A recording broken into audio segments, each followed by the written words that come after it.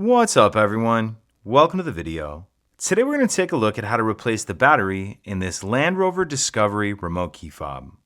This Land Rover Discovery key fob is going to use replacement battery CR2032, and I'll put a link in the description box of this video to where you can find these replacement batteries if you're in need. So the first thing I'm going to do is grab my key fob and remove the emergency key that's in the bottom of it. That's done by pressing this button on the side of the fob that my thumb's on, and then the emergency key will pull out like that. Now if we take a look at the bottom of the key fob, we see these two kind of tabs right here. What I'm going to do is take my key, put them in between the two tabs like that, and then just pry up. And as I do that, you can see it starts to pop this back cover up.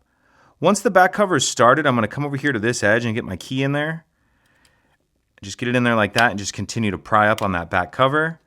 And then once it's far enough off, you can just pull it the rest of the way off with your hands like that. Once that cover's off, we see our battery right here, and this battery will just slide out of here, out of that little battery clip like that. So we'll get our old battery out, then we'll grab our new replacement battery, and you want to make sure that you're installing your new battery with the plus side up, positive side up. That'll just slide into that battery holder like that, and then we can snap our case back on. Slide the emergency key back in, and that's it. If you have any questions, please let me know. If you could take a second to like and subscribe, it helps us out, and I'd appreciate it. Thank you.